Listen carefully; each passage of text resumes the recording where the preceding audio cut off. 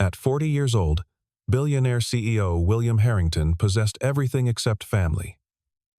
Doctors had declared him infertile, a verdict that haunted his endless nights. Then fate intervened through rain, leading him to Callista Monroe, a resilient woman working 2 jobs to care for her ailing mother. 5 years later, she returned, placing 3 children in his arms: Leo, Evelyn, Serena. Her whispered words shattered his world. "You were never infertile." From that moment, his life's treasure bore new names. William Harrington commanded the 42nd floor of Harrington Global's steel and glass empire, where floor-to-ceiling windows reflected not just Manhattan's skyline, but the hollow perfection of his existence. His days began at 6 in the morning with black coffee and market reports, ending at 11 at night with acquisition proposals and empty penthouses. The leather chair behind his mahogany desk had molded to his frame after 15 years, yet it felt more like a throne of isolation than power. 8 years ago, 3 different specialists had delivered the same verdict that ended his brief marriage oligospermia, so severe that natural conception was deemed impossible. The medical reports sat locked in his home safe, paper monuments to what he could never have. His ex-wife's parting words still echoed in the marble corridors of his memory. "What's the point of building an empire if there's no one to inherit it?" She'd taken half his fortune but left him with something worse, the certainty that his bloodline ended with him. Since then, William had buried himself in quarterly projections and merger negotiations, constructing walls of success around the crater where family should have been. He ate dinner at his desk, slept 4 hours a night, and scheduled his life in 15-minute increments. The financial press called him the Ice King of Wall Street, noting his ruthless precision in hostile takeovers. They didn't know he kept a small wooden rocking horse in his office drawer, purchased impulsively years ago for a child who would never exist. Callista Monroe's world existed in a different universe entirely. One measured in double shifts and medical bills rather than stock options and board meetings. At 28, she possessed the kind of beauty that hard work had refined rather than diminished honey blonde hair perpetually pulled back. Green eyes that stayed alert through exhaustion, hands that could bandage wounds or balance 6 plates without trembling. She'd abandoned nursing school 2 years ago when her mother Imelda's condition worsened, trading her dreams of scrubs for an apron at Rosemary's Diner by day and home care assistance at St. Mary's Hospital by night. The wooden bracelet on her wrist, carved with 3 small dots, had been her grandmother's, a reminder that life moved in mysterious patterns. Her mother's heart condition required medications that cost more than Callista earned in a month, but she never complained. Instead, she memorized the bus schedules to save on fare, patched her work shoes with duct tape on the inside where no one could see, and learned to make $20 stretch for a week's groceries. The other waitresses whispered about her situation, some with pity, others with admiration. But Callista focused only on her mother's smile when she managed to bring home fresh flowers from the hospital's discarded arrangements. "Miracles don't always arrive with fanfare," Imelda would say, arranging the rescued blooms in a cracked vase. "Sometimes they come as quietly as rain." The storm that changed everything arrived on a Tuesday night in March. William had driven himself to inspect a potential factory site in Queens, dismissing his driver because he needed the solitude. The inspection ran late, ending just as the sky opened with unusual violence. His Bentley's tire blew on a pothole hidden by flooding water, sending the car skidding into a concrete barrier. The impact was minor, but his hand caught the window's edge, opening a gash across his palm that bled with alarming enthusiasm. He sat there, rain hammering the roof, watching crimson pool in his $1,000 leather seats, when a knock came at his window. Callista had been walking home from her hospital shift, having missed the last bus due to an emergency with a patient. She saw the accident happen, watched the expensive car crumple slightly against the barrier, and her training overrode her exhaustion. The man inside looked dazed, blood covering his right hand, his pupils slightly dilated from shock. Without hesitation, she used her jacket to shield herself from the rain, opened his door, and began her assessment. "Sir, I need you to focus on my voice. Can you tell me your name?" Her fingers found his pulse rapid but strong. She checked his pupils with her penlight, noted the confusion clearing, then turned her attention to his hand. "It's deeper than it looks," she said, producing gauze from her bag. She always carried basic supplies. "We need to stop this bleeding." Her movements were swift, professional, applying pressure with exactly the right amount of force. William watched her work, mesmerized by the calm certainty in her green eyes, the way her rain-soaked hair clung to her cheeks, the gentle authority in her voice. She wrapped his hand with practiced efficiency, creating a pressure bandage from materials that seemed to materialize from her worn canvas bag. "This needs stitches, but it'll hold for now. Is there someone I can call?" Instead of answering, William found himself asking, "Are you a doctor?" She laughed, a sound like wind chimes in the storm. Almost was. Life had other plans. Something in her tone, resignation without bitterness, made him want to know more. The rain intensified, making conversation impossible, so she pointed to a 24-hour diner across the street. "Can you walk? We should wait out this storm." He nodded, letting her guide him through the downpour, her steady hand on his uninjured arm. Inside Rosemary's Diner, her workplace, though she didn't mention it, Callista led him to a corner booth and disappeared into the kitchen. She returned with hot chocolate, not coffee, sliding it across to him. "You're in mild shock. Sugar helps." The warmth spread through his chest, chasing away a chill he hadn't realized was there. They sat in comfortable silence at first, watching rain streak the windows, until William heard himself say something he'd never told a stranger. "I can't have children." The doctors were quite definitive about that. The words hung between them like a confession. Callista studied his face, seeing past the expensive suit to something raw underneath. "Medicine isn't perfect," she said simply. "Doctors once told my mother she had 6 months to live. That was 3 years ago." She didn't offer false hope or empty platitudes, just acknowledgement that certainty itself was uncertain. William found himself telling her about the empire he'd built, the ex-wife who'd left, the rocking horse in his drawer. She listened without judgment, occasionally refilling his hot chocolate, sharing her own story in return, the abandoned nursing degree, her mother's illness, the double shifts that barely covered their needs. "You're remarkable," he said suddenly, meaning it. "Working yourself to exhaustion for someone else's life." Callista shook her head. "It's not remarkable. It's love. You'd do the same if you had someone to do it for." The simplicity of her worldview struck him like lightning. Here was someone who understood value beyond stock prices, wealth measured in moments rather than millions. When the rain finally eased, William reached for his wallet, pulling out his black card. "For your help tonight. Please, take whatever you need." The offense that flashed across her face was immediate and absolute. "I didn't help you for money." She stood, gathering her wet jacket. "Your hand needs proper medical attention. There's an urgent care 2 blocks north." Before he could apologize or explain, she was gone, leaving only the lingering scent of vanilla and rain. It was only later, emptying his pockets at home, that William realized she'd somehow slipped his black card back without him noticing, wrapped in a napkin with a note. "Some things can't be bought. Heal well." William couldn't stop thinking about her. He had his assistant research every medical facility in Queens, learning about the underfunded community hospital where Imelda Monroe received treatment.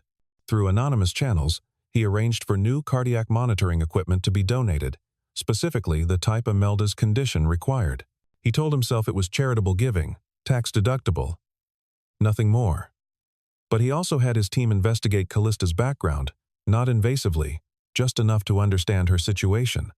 The reports painted a picture of someone extraordinary. Nursing school honors before dropping out.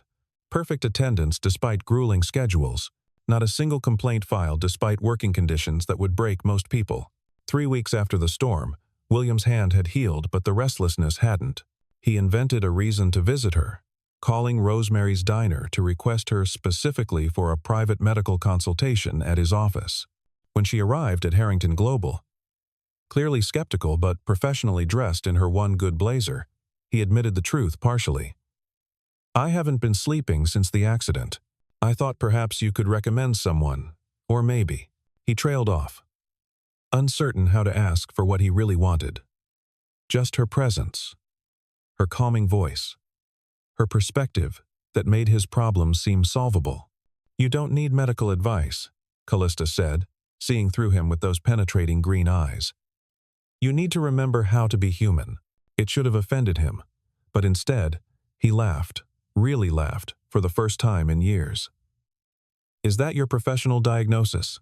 She smiled, the expression transforming her tired features. "Free of charge. But if you actually want help, I can teach you some breathing exercises. They help with insomnia." That became their pattern evening sessions on his office balcony, Callista teaching him meditation techniques while the city sparkled below. "Breathe in for 4 counts," she would instruct, her voice soft against the wind. "Hold for 7.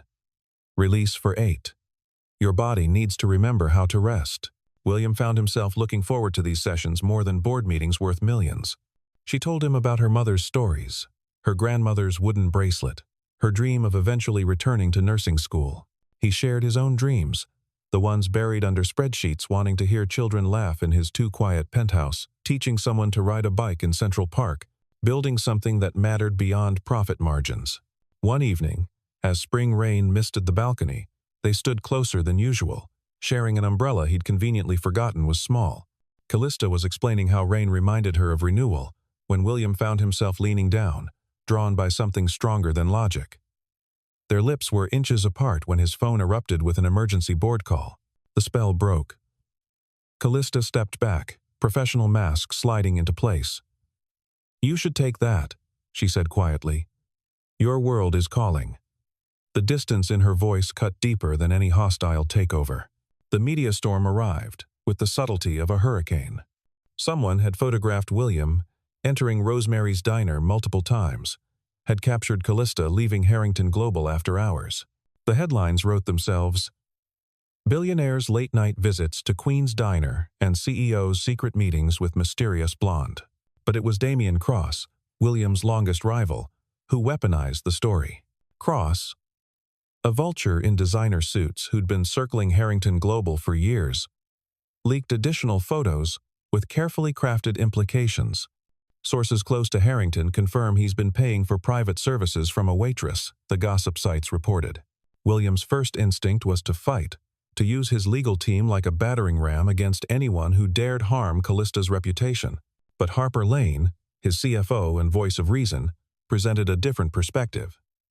If you respond, you make her a permanent target. Cross will dig deeper, find her mother, make their lives hell. The logic was sound, but accepting it felt like swallowing glass. William made the hardest decision of his life to protect Callista by letting her go. He sent a formal letter ending their consultation arrangement. Included a generous but not insulting check for services rendered, and had Harper arrange a job opportunity for her at a private clinic in upstate New York, far from the city's gossip machine. Callista received the letter on a Thursday. She read it once, then burned it in her mother's sink. The check she mailed back, torn into precise pieces. The job offer she ignored entirely. If William Harrington wanted to treat her like a problem to be managed, she would disappear entirely, but on her own terms. What she didn't know, what she wouldn't discover for another 6 weeks, was that their almost kiss in the rain had been preceded by something more. The night they'd spent talking until dawn, when exhaustion and proximity had led to a single, passionate encounter neither had planned. The night William had whispered, "You make me believe impossible things," and she'd responded by showing him that impossible was just another word for unexpected. The pregnancy test's positive result arrived like a thunderclap on a clear day. Callista sat on her bathroom floor, staring at 3 different tests, all showing the same impossible truth. Her hand moved instinctively to her stomach, where something miraculous and terrifying grew. Her first thought was William, the man who'd been told he could never father children, who'd built walls around that wound. Her second thought was pride. She wouldn't be another headline. Another woman claiming a billionaire's baby for money. She would handle this alone, as she'd handled everything else. But handling it alone proved more complicated when the first ultrasound revealed not 1 heartbeat but 3. The technician's eyes widened, calling for the doctor, who confirmed what seemed impossible: multiplied identical twins and a fraternal sibling. 3 tiny lives growing where none should have existed. Callista sat in stunned silence, processing the mathematical improbability, the medical miracle, the practical impossibility of raising triplets on a waitress's salary. High risk, the doctor said. You'll need specialized care. Bed rest by the third trimester. Significant support. Support she didn't have, couldn't afford, wouldn't ask for. She wrote 17 emails to William over the following months, deleting each one. How did you tell someone who believed himself broken that he'd created not just life but abundance of it? How did you explain that his perceived infertility had been misdiagnosed, that sometimes nature found ways around medical certainties?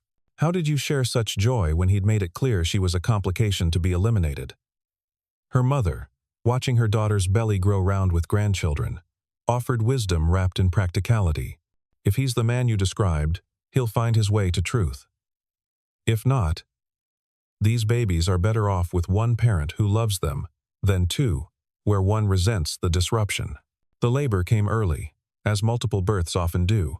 34 weeks, rain pattering against hospital windows like an echo of their beginning. Callista endured 18 hours of labor, with the same calm determination she'd shown bandaging William's hand. Leo arrived first, screaming his displeasure at the bright world. Evelyn followed, quiet and observant even in first breath. Serena completed the trinity, somehow managing to grab the doctor's finger before her cord was cut. 3 perfect, impossible children, each carrying their father's storm-gray eyes like a genetic signature that couldn't be denied. In the exhausted euphoria afterward, Callista held all 3 against her chest, feeling their hearts beat in scattered rhythm. She whispered promises in the darkness, that they would know love even if they never knew wealth, that she would tell them their father was good even if he was absent, that they were miracles regardless of circumstances. The wooden bracelet on her wrist had been carved with 3 dots by her grandmother, a woman who'd claimed to see the future in wood grain. 3 lights will come, she'd said decades ago. They will bridge worlds. Callista had thought it metaphor. Now, nursing 3 impossible children, she understood prophecy could wear ordinary clothes. The years passed in a blur of formula and first steps, of sleepless nights and unexpected laughter. Callista moved to her mother's small house in Queens, converting the dining room into a nursery. She worked while her mother watched the babies, then switched roles when Imelda needed rest. Money stretched impossible ways, hand-me-down clothes from church donations, generic formula bought in bulk, a single crib where all 3 slept like puzzle pieces. But there were riches too. Leo's fierce protection of his sisters, Evelyn's ability to calm any chaos with her steady gaze, Serena's laughter that could dissolve any exhaustion.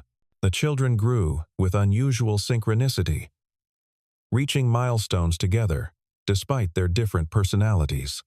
They walked at 10 months, spoke at 12 months, and by age 3 had developed an uncanny ability to sense each other's emotions across rooms.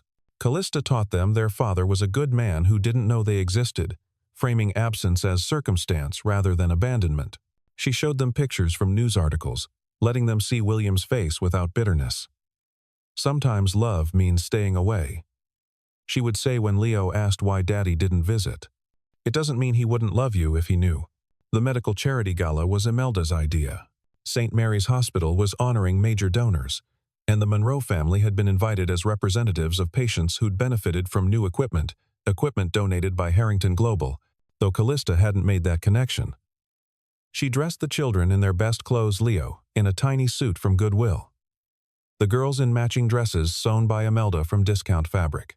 They entered the ballroom like visitors from another world, Callista pushing her mother's wheelchair while 3 toddlers held hands in a chain beside her. William saw them before they saw him.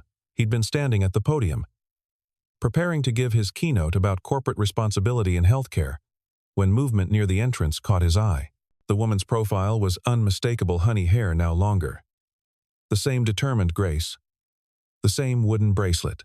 But it was the 3 children that stopped his heart. They moved like a unit. The boy, clearly eldest, despite identical age, protectively positioning himself between his sisters and the crowd. Then one of the girls turned, and William saw his own eyes reflected in a tiny face, his mother's nose on another, his father's stubborn chin on the third. The speech cards fell from his hands, scattering across the stage. Harper moved to help, but William was already walking, then running, pushing through the crowd with single-minded purpose. He reached them just as Callista spotted him, her face cycling through emotions: surprise, fear, resignation, and finally, a tired sort of relief.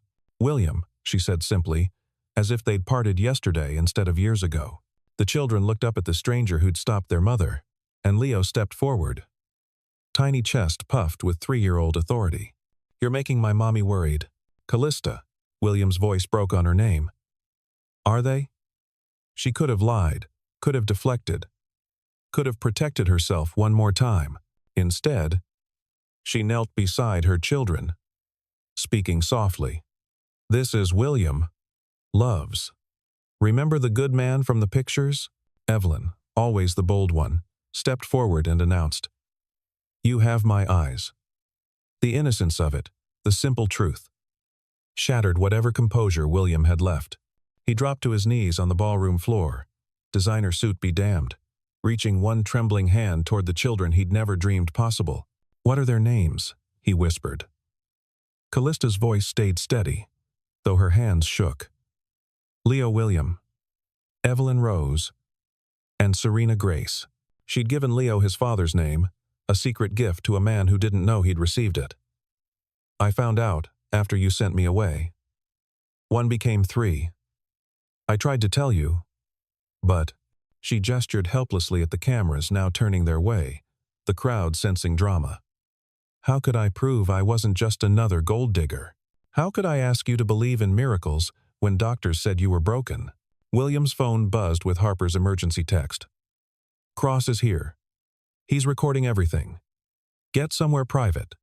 Now." But William didn't move. Couldn't move.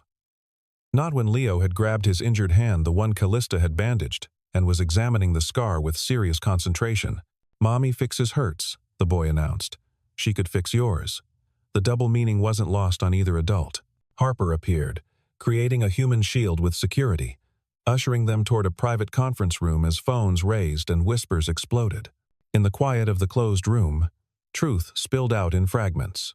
Callista explained the pregnancy, the shock of triplets, the decision to stay silent rather than seem grasping. William shared the fertility tests he'd undergone after their separation, driven by hope he couldn't name, tests that revealed his original diagnosis had been wrong, based on a temporary condition caused by stress and lifestyle, not permanent infertility. "I could have been a father all along," he said, watching Serena play with his cufflinks. "I was a father all along, just didn't know it." The wonder in his voice made Evelyn climb into his lap, patting his cheek with sticky fingers that left grape juice prints on his $5,000 suit. "I need to be in their lives," William said, not asking but declaring. "I need to. God, Callista, I need to learn their favorite colors and foods and what makes them laugh. I need to teach Leo to tie a tie, and the girls to dance, and all of them that they were wanted, so wanted, even when I didn't know they existed." Callista watched him hold their children like fragile treasures, saw tears he didn't bother hiding, and felt her own walls crumbling. They need stability, not drama. Your world, the media. That man Cross who hates you, they can't become pawns in adult games. Before William could respond, Harper burst in. "We have a problem. Cross just leaked to TMZ that you're claiming children with a waitress. He's spinning it as either a scam or proof you've lost judgment. The board is in emergency session." William's jaw tightened, the CEO emerging from the father. "Let them meet. I have more important priorities." But Callista stood, her own spine steel. "No. You go handle your world. We've survived 3 years without you. We can survive whatever comes. But if you want to be in their lives, you do it right. No half measures, no sending us away when it gets complicated." William looked at his children playing on the conference room floor, building something elaborate from coffee stirrers and sugar packets. His empire suddenly seemed insignificant compared to their architectural ambitions. Harper set up a press conference for tomorrow morning. Full transparency. Harper's eyes widened. "William, think about this. The stock implications alone." But William was already kneeling beside Leo, helping balance a particularly precarious tower. The implications of lying would be worse. "These are my children. Anyone who has a problem with that can sell their shares." That night, Damien Cross made his final move. He didn't just leak photos or rumors, he published what he claimed were William's original fertility reports, stolen from medical records, accompanied by accusations that Callista had deliberately targeted a vulnerable billionaire with fake children. The story exploded across every platform, trending worldwide within hours. William was in his penthouse, on a video call with Callista and the children, reading them a bedtime story, when Harper called with worse news. Cross has initiated a hostile takeover. He's claiming you're mentally unfit. That acknowledging these children without DNA proof is evidence of breakdown. Then we get proof, Callista said, surprising everyone. She'd been listening on speaker, her voice calm as always in crisis. Public DNA test, tomorrow, before your press conference. William protested immediately. I won't put them through that circus. I don't need proof. I can see myself in their faces. Feel it in my bones. But Callista's pragmatism won. This isn't about us. It's about protecting them from a lifetime of whispers. One day of discomfort for years of legitimacy. She was right, as she usually was about difficult truths. But Damien, desperate and vindictive, escalated beyond corporate warfare. He hired professionals, not quite criminals, but close enough to retrieve one of the children for independent verification. They struck during the chaos of preparation for the press conference, when security was focused on media management rather than physical threats. Leo had wandered just a few feet from Callista in the hotel lobby, following a therapy dog. The man who grabbed him was swift, professional, already at the exit before Callista's scream pierced the morning bustle. William received the ransom call during makeup for the press conference. Cross's voice, disguised but recognizable, made simple demands. Withdraw the paternity claim. Sign over majority shares. Disappear from the children's lives. You have 1 hour. The boy is safe for now. The call ended before tracing could complete. William's world contracted to a single point, his son, somewhere frightened. Because of games adults played with power. Harper coordinated with law enforcement, while William did something unexpected. He brought Callista into the war room instead of protecting her from it. You bandaged my hand without hesitation, he told her. You stayed calm in crisis then. I need that now. Callista's mind worked differently than the corporate strategists, seeing patterns they missed. He's theatrical, she said, studying Cross's history. He'll want witnesses to your humiliation. Check locations with significance where you've beaten him before. That insight led them to an abandoned warehouse where Harrington Global had outbid Cross Industries 5 years ago, a failed development that still stung Cross's pride. The police wanted to handle it tactically, but William and Callista arrived first, unwilling to wait. The warehouse loomed in dawn light, rain beginning again like cosmic punctuation. They could hear Leo crying, not hurt, just scared and angry, his 3-year-old voice demanding his mommy with increasing volume. Cross hadn't expected them to find him so quickly. Hadn't expected Callista to record his license plate when she'd glimpsed the van. Hadn't expected parents to move faster than protocol. William kicked in the door, while Callista circled to another entrance, their coordination wordless. Cross stood in the center of the empty space. Leo held awkwardly like someone who'd never touched a child before. You came yourself, he said, surprised. I expected lawyers. Negotiators. William stepped forward slowly, hands visible. Let him go, Damien. Whatever you want from me, fine. But he's 3 years old. He's innocent. Cross laughed bitterly. Innocent? He's your weakness incarnate. Do you know what you could have accomplished without distractions? We were equals once, before you got soft. It was Callista who ended it, appearing behind Cross like an avenging angel. She didn't attack violence, wasn't her way. Instead, she spoke to Leo in their bedtime voice. Hey, baby, mommy's here. Remember what we practiced? When you're scared? Leo's tears stopped. He looked at his mother, then did what they'd practiced for nightmares. He went completely limp, becoming dead weight. Cross, unprepared, dropped him. Leo rolled away as William lunged forward, not to attack, but to scoop up his son, cradling the boy against his chest while sirens finally wailed closer. The press conference happened 3 hours later, William still wearing the same suit, now torn and dirty. Leo sat on his lap, eating goldfish crackers, while Evelyn and Serena flanked them like tiny bodyguards. Callista stood beside them, her hand on William's shoulder, a united front that needed no DNA test to prove its truth. William didn't use the prepared speech. Instead, he spoke from his heart, his voice carrying the authority of truth rather than position. This morning, someone tried to take my son to force a business decision. That person is now in custody. But I want to address why it happened. Why someone thought attacking a child was acceptable leverage. He looked directly at the cameras. 8 years ago, I was told I couldn't father children. That diagnosis was wrong, but I believed it. Let it define me. Let it make me smaller. These 3 children are not just mine, they're miracles I don't deserve but will spend my life earning. A reporter shouted about DNA tests, about proof. William's response silenced the room. Would you demand your child prove they're yours? Would you make them perform their legitimacy for strangers? My children deserve privacy, deserve dignity, deserve to be more than evidence in someone else's argument. Anyone who needs proof beyond my word can find another company to invest in. The room erupted, but William was already standing, lifting Leo higher. This is my son. These are my daughters. This is their mother, who saved my life long before she gave me theirs. That's all the proof anyone needs. The stock did dip, briefly, before soaring higher than ever.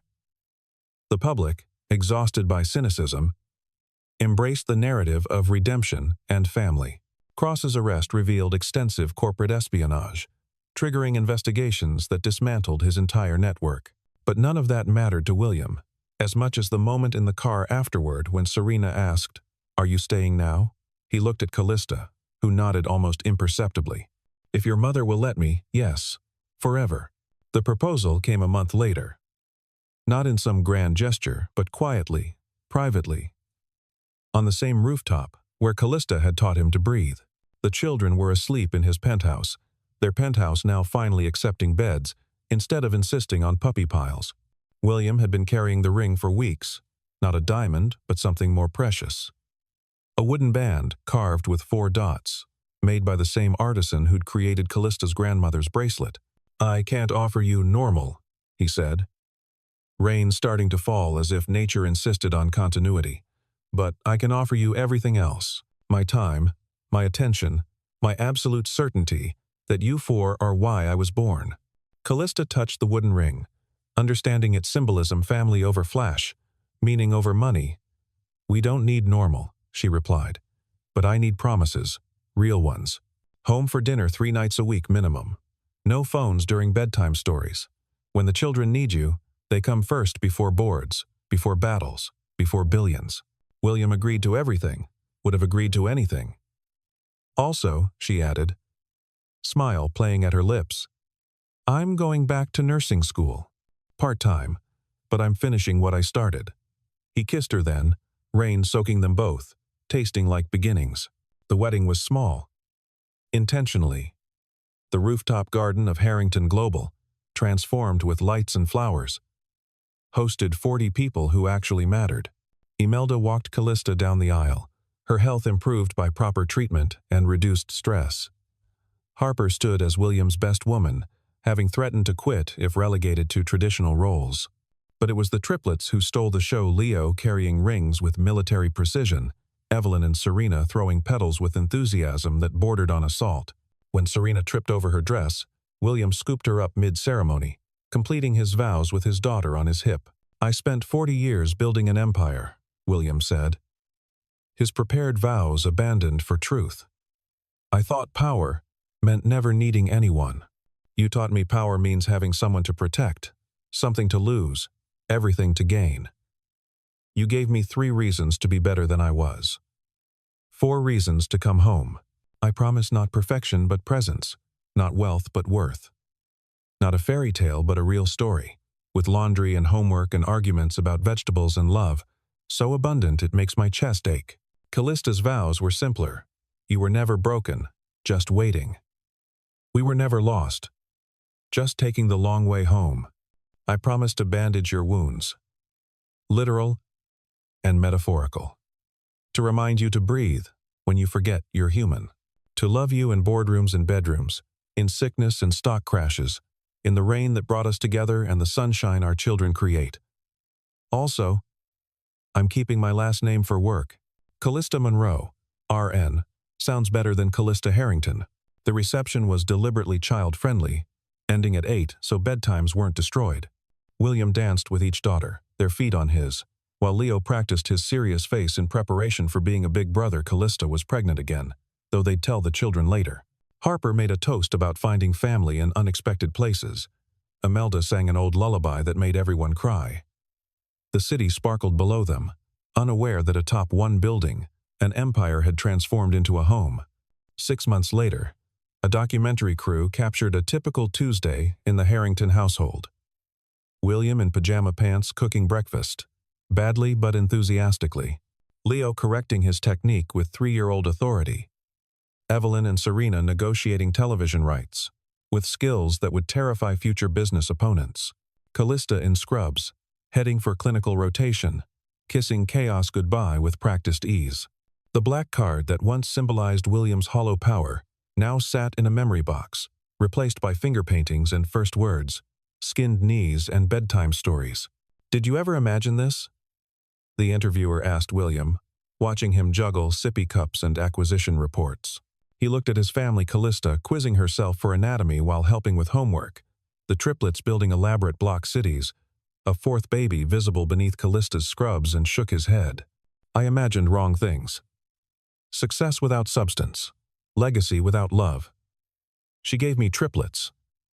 But more than that, she gave me truth. That broken people can heal. That miracles wear everyday clothes. That treasure isn't what you store in vaults, but what calls you daddy and means it." The documentary ended with bedtime. The whole family piled in one king bed because separate rooms remained theoretical. William read about dragons while Callista braided Evelyn's hair, and Leo protected everyone from monsters only he could see. Serena had already fallen asleep, snoring softly against her father's shoulder. Outside, rain fell gently on New York. The same rain that had brought them together. Now, a lullaby for the family that shouldn't exist but did. Proof that sometimes the universe breaks its own rules for love. In the darkness, after the children finally slept, William whispered to Callista, "Thank you for saving me." She laughed softly, tracing the scar on his palm, the one that started everything. "We saved each other. That's what family does." Through the penthouse windows, the city pulsed with ambition and hunger, deals and dreams. But inside, in a bed too small for 6 people, soon to be 7, a billionaire who'd thought himself broken, and a waitress who'd never asked for anything had everything that mattered. Their children's breathing synchronized in sleep. 3 hearts that beat because 2 people found each other in the rain, proving that sometimes the greatest treasures come from the most unexpected storms.